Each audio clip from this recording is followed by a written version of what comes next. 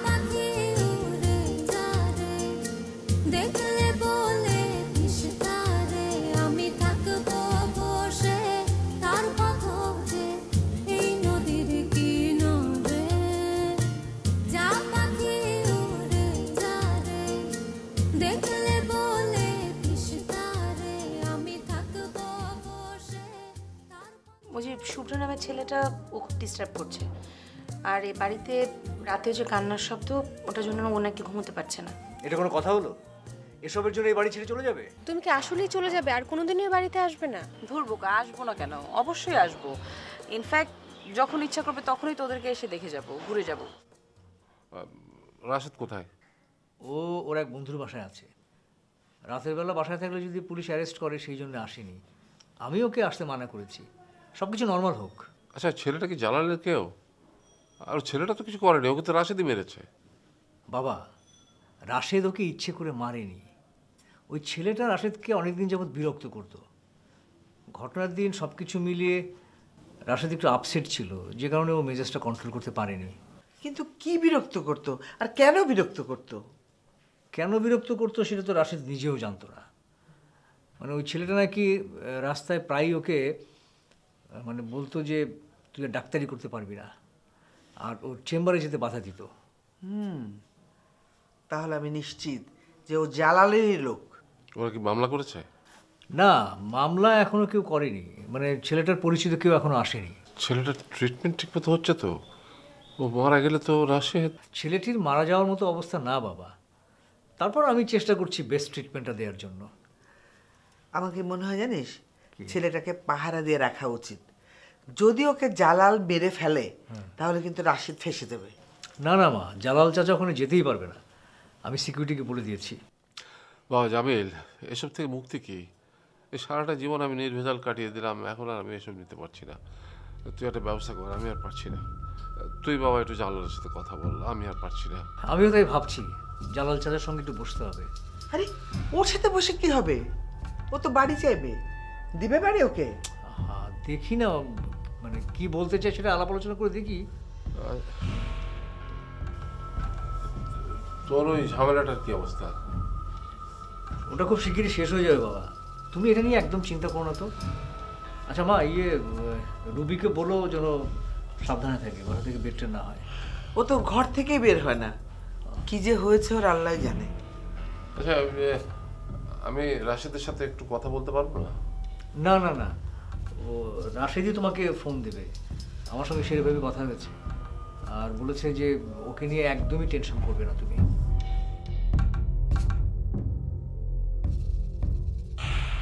আরে না না, তোর চাকরি যাচ্ছে না, তুই নিশ্চিত থাক। তুই আসলে একটা বলো, এই মাঝে মাঝে চলে গেলে গা মোরা রাখবো কি লেগে ক? আরে বলদি কয় কি? আরে মাইজে মামি গেছে তাতে কি হয়েছে? মাইজে মামি আবার ফিরত চলে আসবে। না রে মুফিজ, মাঝে মামি আর আসবো না, নো কামিন। চুম্পা, তুই চলে গেলি আমি ক্যাঙ্কা করে থাকবো। কে তোর লাগে মোর কি? না মানে করছিলাম যে ওই যে তুই তো রোজ খাবার দাবার দিয়ে যাস, তুই না থাকলে আমি ক্যাঙ্কা করি খাবো। আমি তো খাবারের চিনতে শুকোয় কাঠ হয়ে যাব। তোর খাওয়া লাগলে তুই যাইয়া লইয়া আবি। না তা তো নিয়ে আসেই যায়, কিন্তু তুই কি রে এই রাইতের বেলা তোরা এখানে কিসের মিটিং করতেছস? না আমি কইতে আসছিলাম কি মাইজে মামে যে চলে যাইতে আছে মোর চাকরিটা তো চলে যাই বলাইলি এই তুমি টাকাটা দিবি কবে? আরে বলো, চাকরি যাইব কেন? হ্যাঁ, নিচতলায় তো কামের মানুষ নাই। মঞ্জু থাকলেও একটা সমস্যা আছিল, মঞ্জু তো নাই, কোনো ডর নাই। তুই কি টুরু কথা কইতে আসোস? হ, তুই নানিরে গিয়া কবি, নানি উপরতলায় আমার ডর করে, নিচতলায় কাম করুন, তাহলে তো তোরও চাকরি হইলো আর আমগো সুবিধা। মগো কি সুবিধা? আরে নিচতলা হইল গিয়া এই বাড়ির হেড অফিস। তুই যদি হেড অফিসে কাম করস তাহলে আমরা মেলা খবর পামু, তাহলে এটা আমগো সুবিধা না? বুঝছস না? আচ্ছা হেলে মই যাইয়া নানির কথাটা কই। যা। হ্যাঁ হ্যাঁ তুই কই যাইতেছস? না এমনি মফিজা, নানাই যদি তোরে জিগায় যে লাইলি বাড়ির থেকে বাইর হয় কিনা, তুই কি কবি কত? হ্যাঁ বাইরে হয়। কি? না না কি কব? কবি লাইলি কোনো দিন বাড়ির থেকে বাইর হয় না, ঠিক আছে? ঠিক আছে। Good boy.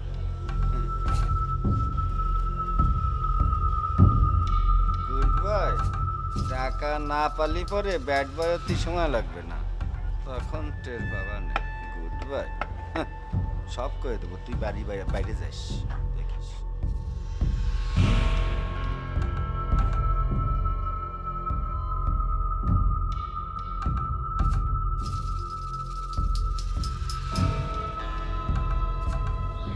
কি ব্যাপার, তুমি ঘুমাবে না?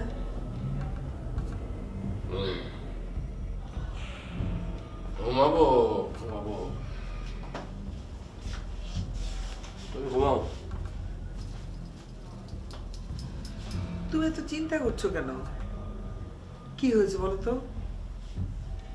কিছু ভালো লাগছে না, মনে হচ্ছে যেদিকে দু চোখ যায় ছেড়ে ছেড়ে দিয়ে চলে দিই। তুমি এভাবে ভেঙে পড়ো না তো। আমার বড় ছেলের কাছে পুলিশ আসে জিজ্ঞাসাবাদের জন্য, মেজো ছেলে বাড়িতে আসতে পারে না পুলিশের ভয়ে, আর ছোট ছেলে মাদকের আসামি হয়ে জেলখানায়। আমি কোনোদিন ভেবেছি রাহেলা আমার 3 ছেলের এরকম অবস্থা আজ। মানুষের এক সময় ভালো সময় আসে, এক সময় খারাপ সময় আসে। এখন আমাদের খারাপ সময় চলছে, দেখবে এক সময় ঠিক হয়ে যাবে। তুমি এভাবে ভেঙে পড়ো না তো, ঘুমিয়ে পড়ো। কি করে ঘুমাবো রাহেলা? আমার শাহেদ রাশেদ ওরা ঘুমিয়েছে কিনা আমি জানি না, আদৌ ঘুমোতে পেরেছি কিনা তাও আমি জানি না। কি করে ঘুমাবো? তুমি এখন না ঘুমালে কি ওদের কষ্ট কমবে? আল্লাহ না করুক তুমি যদি অসুস্থ হয়ে পড়ো, তাহলে আমাদের সবার কি হবে বলো তো? প্লিজ তুমি একটু শান্ত হও। আমি জালালকে বাড়ি ভাগ দিয়ে দেবো। ছেলেদের চাইতে বাড়ি আমার কাছে বড় নয়। তুমি কি মনে করো বাড়ির ভাগ দিলে জালাল ঠিক হয়ে যাবে? তাহলে তোমাকে আগেই বলতাম দিয়ে দিতে। বাড়ির ভাগ দিলেও জালাল এখন যা করছে পরে তাই করবে। এই বাড়ি না থাকলে আমরা কি করব? রাস্তায় গিয়ে দাঁড়াবো? দরকার হলে আমরা রাস্তায় থাকবো, তাও শান্তিতে থাকবো। এই অশান্তি আমার একদম ভালো লাগছে না। আর তুমি একটু শান্ত হও। দরকার হলে আবার জালালের সাথে কথা বলো, ওকে জিজ্ঞেস করো কেন এরকম করছে, ও কি চায়।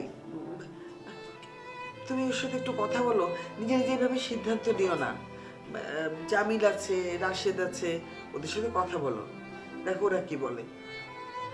ওকে একটা ফোন করে বাসায় আসতে বলে যদি কথা বলো।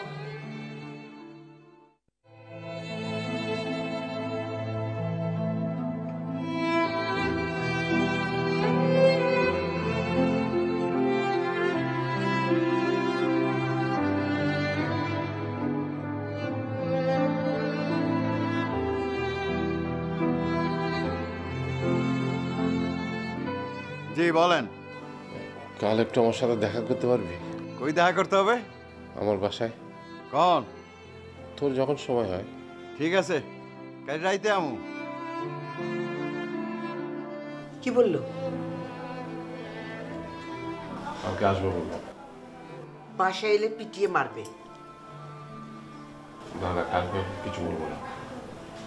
ও আসুক, আমি দেখি ও কি ভাবছে, তবে কি বলে সেটা দেখে তারপরে কি করা যায়।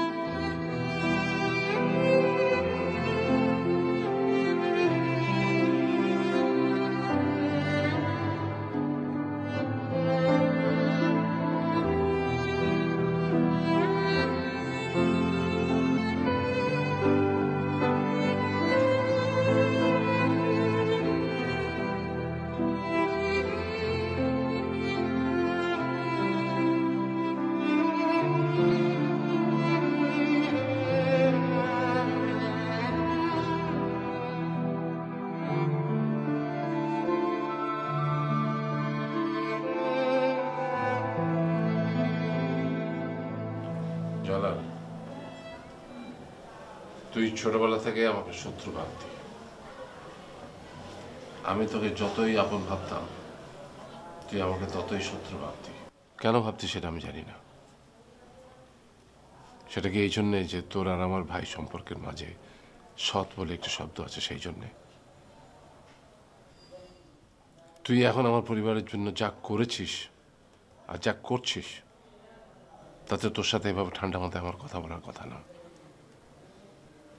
আমার উচিত ছিল হাতে একটা লাঠি নিয়ে তোর মাথায় বাড়ি মেরে মাথাটা ভেঙে দেওয়া, কিন্তু তা আমি করছি না বা করতে পারছি না, কারণ এখন আমি তোকে আমার আপন ভাই বলে ভাবি। আমার হক আমারে দেন না, আবার কোন ভাই? দেখ, এ বাড়িতে তোর কোনো হক নেই।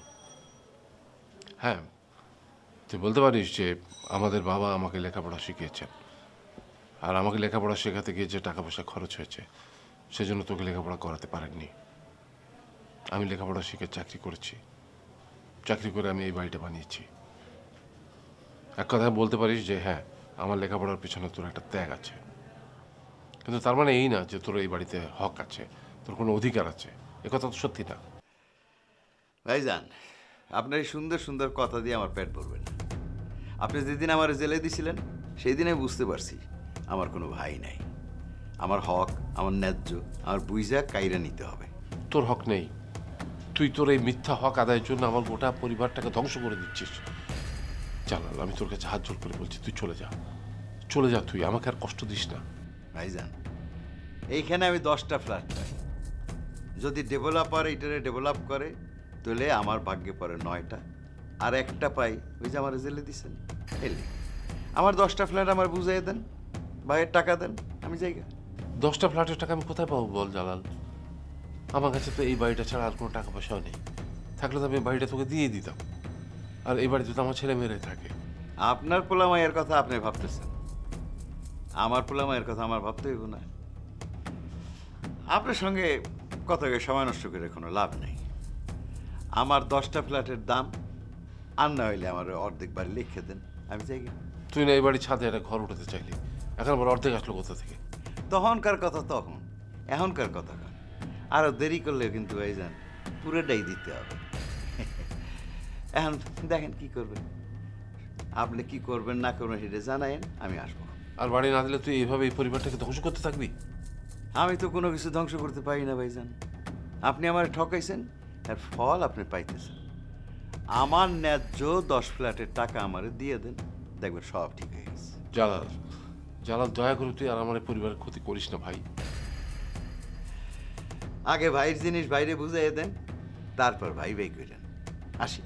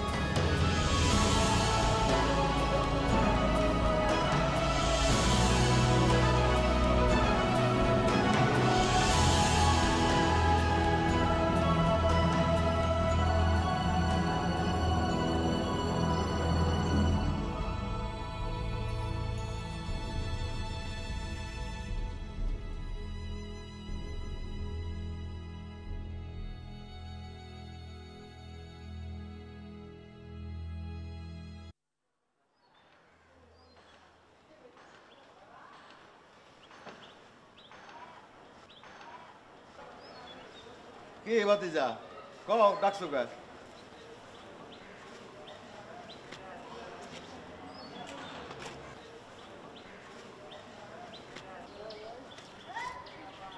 চাচা, চাচা আপনি যা করছেন সেটা কি ঠিক?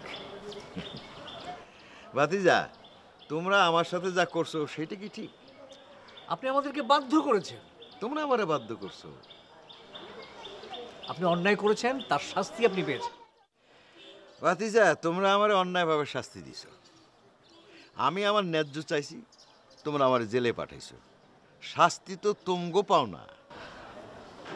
চাচা, চাচা আমরা তো আপনার ভাইয়ের ছেলে, সন্তানের মতো, তাই না? আপনি কিভাবে পারছেন আমাদের সঙ্গে এরকম করতে? ভাতিজা, আমি তোমার বাবার ভাই, চাচা। তোমরা যে আমার জেলে পাঠাইছো এটা কি ঠিক হয়েছে? চাচা, চাচা যা হবার সেটা হয়ে গেছে। আমি আপনাকে কিছু টাকা দিয়ে দিচ্ছি, আপনি চলে যান। জালাল আহমদ চৌধুরী টাকার ভুকা না। আমি টাকা চাই না। তাহলে আপনি কি চান? নতুন করে চাওয়ার কি আছে? আমি আমার পাওনা চাই, হক চাই, আমার বাবার বাড়ির ভাগ চাই। ওরে, আপনাকে হাজার লক্ষবার করে বোঝানো হয়েছে, বলা হয়েছে যে এটা আমার বাবার বাড়ি, আপনার বাবার বাড়ি নয়। তারপরেও আপনি কেন হক চাচ্ছেন? আমার বাবার বাড়ি এইটা। তোমার চেয়ে আগে আমি দুনিয়াতে আসছি। তুই মানুষের কাছে শুনছো, আমি নিজ চোখে দেখছি, আমি জানি। ঠিক আছে, ঠিক আছে, আপনার বাড়িতে হক আছে, কিন্তু তারপরেও আপনাকে এই বাড়ির কোনো ভাগ দেয়া হবে না। কারণ এই বাড়িটাতে আমার বাবার অনেক কিছু জড়িত। আপনাকে আমরা টাকা দিয়ে দিচ্ছি। কত টাকা দিবা? আপনি তো ছাদে একটা তালা তুলতে চেয়েছিলেন, এখানে একটা ফ্ল্যাটের যা দাম আসে সেই টাকা আপনাকে দিয়ে দেবো। তবে হ্যাঁ, এই টাকা পাওয়ার পর আপনি আর কখনো এই ঢাকা শহরে আসতে পারবেন না, এমনকি এই বাড়ির ত্রিসীমানায় আসতে পারবেন না। এটা আপনাকে লিখিত দিতে হবে। আচ্ছা, আমি একটা ফ্ল্যাটের দাম নিমু কেন? হ্যাঁ, এই জমিতে বাড়ি ভাঙ্গা ডেভেলপারে দিলে 9 তলা হবে, এক এক তলায় 4টা ফ্ল্যাট হবে, 4 নং 36টা ফ্ল্যাট। আমার ভাগে আসে 9টা, আমার জেলে দিচ্ছে, সেই জন্য আর একটা দিবে। এই 10টা ফ্ল্যাটের দাম দিবা। চাচা আপনার কি মাথাটা তো ঠিক আছে? হ্যাঁ, আমি এত টাকা কোথায় পাবো? আর এখানে তো 9টা ফ্ল্যাট হয় নাই, আপনি কিভাবে আশা করেন? ঠিক আছে, এই বাড়িটা আমার নামে লিখে দাও। আমি ডেভেলপার লাগাইয়া বাড়িটা বানাই, তারপর তোমার 9টা ফ্ল্যাট দিয়ে দিই। তুমি না পারো আমি করি। চাচা আপনি কিন্তু যুক্তির বাইরে কথা বলছেন। ভাতিজা, যুক্তির বাইরে আমি কথা বলি না। এইটা আমার শেষ কথা। আমার প্রস্তাবে যদি তোমরা রাজি হও তাহলে আমার ডাইকো, আর নাহলে খামাকা ডাইকা আমার বিরক্ত কইরো। আমার হক আমি আদায় করে নেব।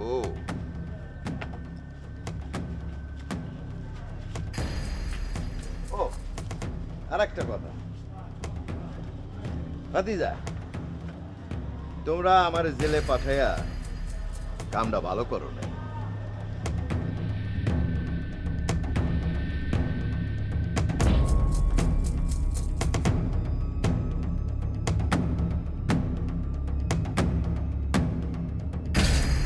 ও যে আমাকে ছেড়ে এভাবে চলে যাবে, সত্যি তা আমি কখনো বুঝিনি। বললাম তো ফিরে আসবে। ও যদি না ফিরে আসে তাহলে আমি মরে যাবো রক্তানা। একা একা থাকছো মানে? ইমরান কোথায়? ও ওর বাসায়, আমি আমার বাসায়। কেন তোমরা একসাথে থাকো না? না, তুমি আমার কথা শুনবে না সেটা আমি জানতাম। তুমি যেন আমার কথা শুনো সেই ব্যবস্থা আমি করে রেখেছি। আপনি কি আমাকে ব্ল্যাকমেল করতে চাচ্ছেন? কিন্তু পরে কিন্তু আমার সুবিধার মনে হয় না। ও যাগো ভাত খাইতেছে, হ্যাগোলাকেই বেইমানি করতেছে। ছেড়ে যেতেই হবে। পারভেজ, ছেড়ে না যাওয়ার জন্য সবচেয়ে যেটা বেশি দরকার ভালোবাসা, সেটা একদম নেই পারভেজ।